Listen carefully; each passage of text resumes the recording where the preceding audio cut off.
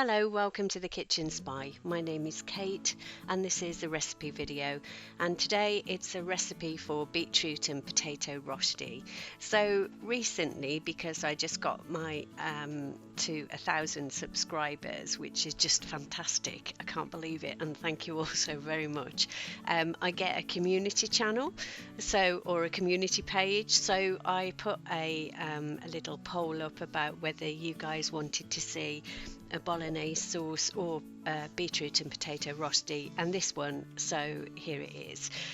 It's a really fiddly recipe, to be fair, but it is absolutely delicious, quite low in calories, and it's the kind of recipe that you can use to do quite a lot of things with. I'm serving it here as the kind of carbs in a meal, but it stands just as well on its own, and we'll talk about that a bit later. In terms of ingredients, there are very few ingredients, as you can see here. So we've got some spice, and this is actually a tablespoon and a half of Cajun seasoning. And then I've got a medium onion, and that's chopped really finely, as you can see here, because we want it to stick into the rosti and not obviously be sticking out. Then I've got beetroot here, so this was 3 beetroot and these weighed in at 444 grams. I know that's very precise, but that's just how it happened. And potatoes are 232 grams of potatoes. You roughly need the beetroot to be double the amount of the potatoes, and you just need to peel and grate them. And so there you go, there's the ingredients. The first thing we need to do, as with so many recipes, is fry off the onions. So I'm just using a little bit of spray oil here, but if you're not worried about conserving calories, then you can just use a slug of olive oil or whatever oil you want to use. And we just want to pop the onions in, and we want to brown them off till they're a nice golden brown. So once we get to that stage, what we need to do is actually just remove them from the pan and take them off to one side. So just pop them back in a bowl. And what we'll do with them later is, once we've mixed the rest of the ingredients together, then we'll reintroduce the onions. It's best to do this first so they're a bit cooler, because this recipe involves a lot of work with your hands, and obviously we don't want to get burned. The next thing we need to do is mix together the potato and the beetroot. So I've got the potato here, and as I said, it's just potatoes that have been peeled and quite coarsely grated, just on the coarse side of the grater. So just pop those in a bowl and then pop in the beetroot. And as you can see, like I said earlier, there is more beetroot than potato. You can adjust the proportions if you want to, but preferably for me, I like to get the beetroot flavour, and it's also the lowest calorie part of that. Then we add in the onions, and then we just give it a great big mix until it's all thoroughly combined. And then the next part is, well, it's not not for the faint-hearted, because this just looks like there's been some kind of incident. So I've got my trusty gloves on. I've got 3 bowls. I've got the bowl with the beetroot and potato in, a bowl to put the squeezed beetroot and potato in, and a bowl to capture the quite considerable amount of liquid that is going to come out of these. So you just grab yourself a handful, and at this point all we're trying to do is extract as much juice as we can, and so we're just squeezing them really hard. And then once you've got as much as you can out of each handful, just pop the drier mixture into a bowl. Now I've got a glass bowl there for the mixture, and a metal bowl for the dried mixture. It doesn't matter what you use, but I would not suggest using a plastic bowl, because this mix will stain. So yeah, we've got as much liquid as we can out of the beetroot, and as you can see, there's quite a lot of liquid there, and yeah, it looks like something very sinister indeed has gone on in my kitchen, but I promise you it was perfectly innocent. So once we've done that and we've got our drier mixture, we just need to add the spices. So I'm adding there the Cajun spices, and you can mix the spices up. This does turn out a little bit spicy, but if you wanted it to be more spicy, you could use chili powder or whatever. I'm also adding quite an amount of pepper in, and I'm also going to add quite a bit of salt because we want to make sure that all of the mixture is very well seasoned. Then just using your hands again, just make sure that we give the mixture a great big old stir so that all of the flavourings are evenly distributed throughout the mix.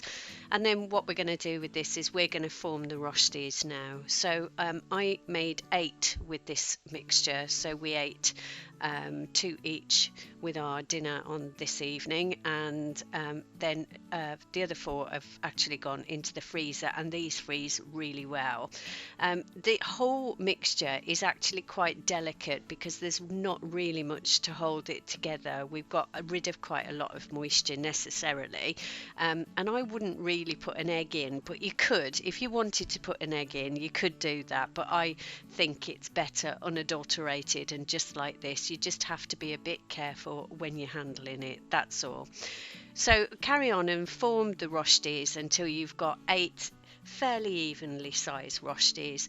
I mean, the fact that they've got bits hanging out the side is absolutely fine. We're just squeezing them into a ball and then squeezing them flat, and I'm just using up every little bit of mixture there, and again it looks like something awful has happened, so we get rid of those gloves.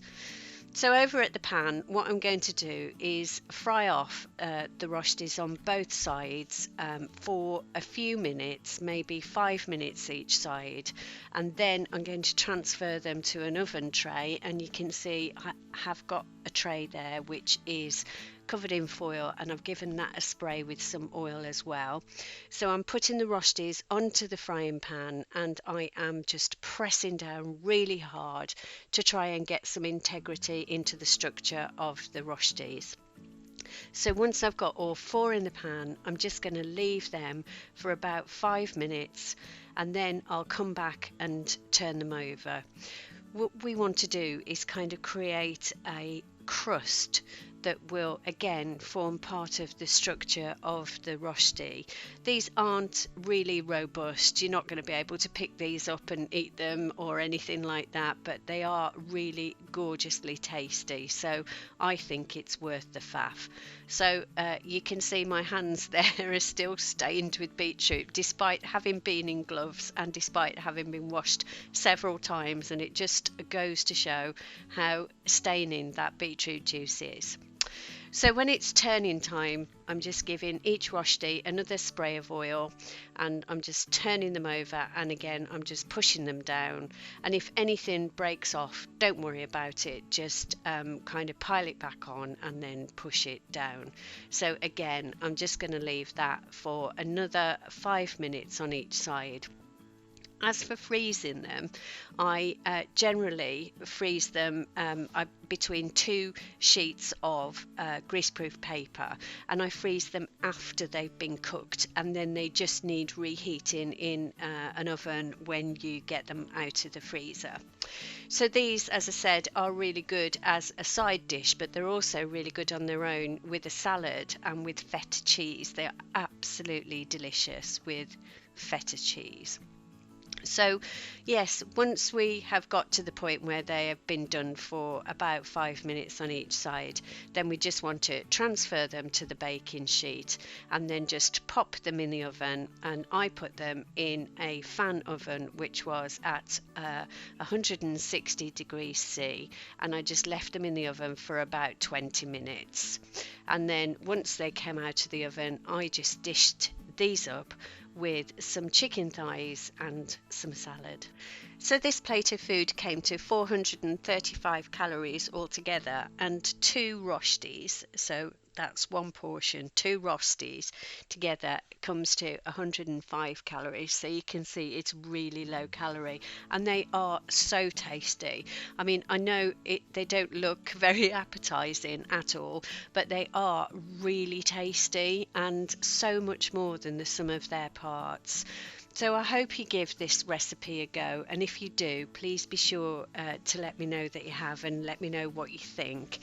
I think I got this recipe originally from a channel I have watched for quite some time called the Budget Slimmers, and they're great to watch over there, and they do quite a lot of Slimming World type meals, and also vlogs about their life as well. So if you haven't been over there and seen Laura and Kat's channel, then it's definitely worth going to have a look at those guys.